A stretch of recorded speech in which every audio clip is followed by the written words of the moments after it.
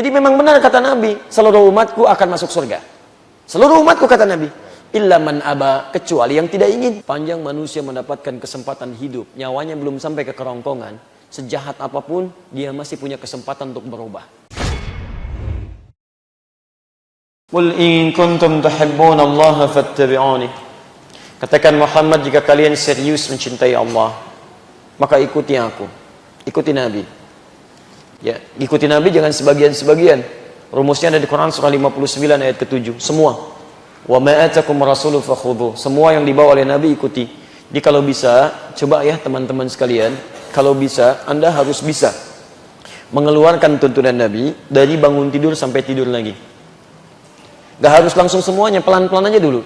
Misal, hari ini kita ingin belajar bagaimana Nabi bangun dari tidurnya. Kan tidak susah.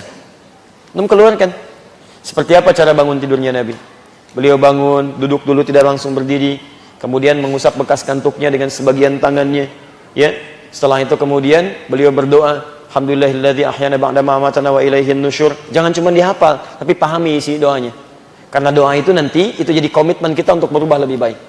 Alhamdulillahilladzi ahyana ba'da ma amatana. Terima kasih ya Allah yang memberikan kehidupan kembali setelah menahan nyawa hamba sementara waktu. Wa ilaihin nusyur, saya berjanji ya Allah, saya akan cari bekal untuk kembali kepadamu.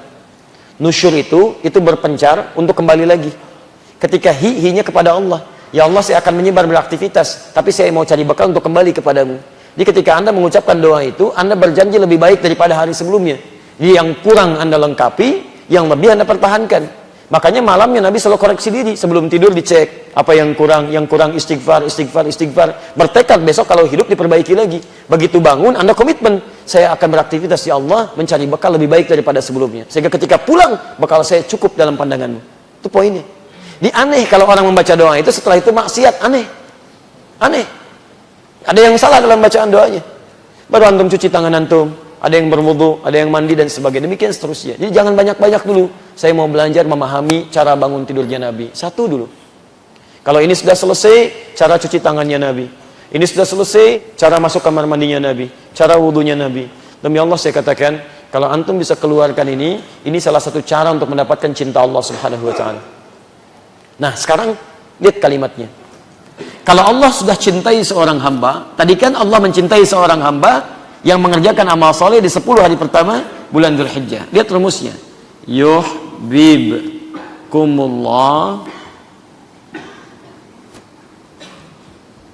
Yuhibbukumullahu. Persamaannya, lihat. Wa yaghfir lakum dzunubakum. Saya turunkan. Yaghfir lakum dzunubakum. Masya Allah. Masya Allah. Perhatikan sini. Yuhibbukumullah. Kalau Anda bisa mengerjakan amalan-amalan tadi, maka Allah akan berkenan mencintai Anda. Ayat ini ingin berbicara tentang cinta Allah.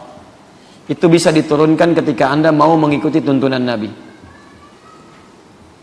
Khusus terkait dengan bulan Dzulhijjah, awal Dzulhijjah mengerjakan amal soleh, Anda berpeluang mendapatkan cinta Allah. Apalagi kalau amal soleh itu dikerjakan berdasarkan tuntunan Nabi, plus dapatnya dari segi waktu dan dari segi caranya. Yang paling menarik, ini yang paling indah. Kalau Anda sudah mendapatkan cinta Allah, lihat persamaannya. Wah, tafsirkan sama dengan di sini. Lihat, plus tambahan. Dapat cinta Allah, plus kita jadikan equal ke bawah. Orang yang mendapatkan cinta Allah, wa yaghfir lakum dzunubakum, maka yang pertama Allah berikan pada orang ini bukan sekedar pahala yang berlipat, tapi Allah akan ampuni semua dosanya. Ampunan dosa. Allahu Akbar. Perhatikan. Dosa dalam bahasa Arab, kalau sudah ada dosanya, salah dan dosa, itu dzambun namanya. Dzambun.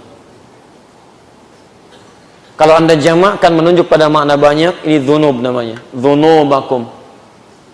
Ketika Allah mengatakan akan ampuni dosa, Allah tidak katakan wa yaghfir lakum dzambakum. Itu cuma satu dosa.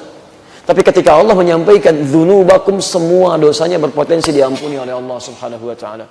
Saya mau tanya pada antum, jangankan yang banyak. Coba cek. Maaf, saya ambil yang paling minimal. Adakah di antara kita sampai malam ini yang tidak punya dosa? Boleh angkat tangan. Silakan. Ayo kalau nggak malu angkat tangan. Yang sedikit? Tuh, yang banyak? Banyak banget. Lalu saking banyaknya nggak bisa diangkat itu kan? Nah pertanyaannya, kalau Anda sadar banyak dosanya, diberi peluang untuk diampuni, kenapa nggak Anda ambil? Tawaran pertama, ikuti Nabi. Ada tawaran nggak Anda ambil? Tawaran kedua, 10 hari. Banyak di situ nggak Anda ambil juga. Kalau semua tawaran sudah diberikan nggak mau Anda ambil juga, Allah perlu menawarkan apa lagi pada Anda?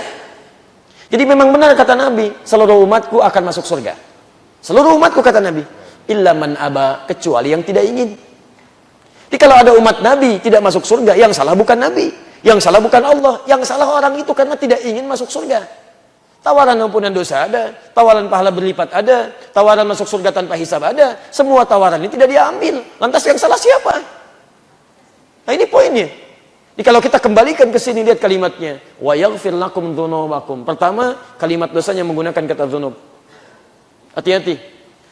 Saya ingin katakan demi Allah, saya katakan. Sepanjang manusia mendapatkan kesempatan hidup, nyawanya belum sampai ke kerongkongan, sejahat apapun, dia masih punya kesempatan untuk berubah.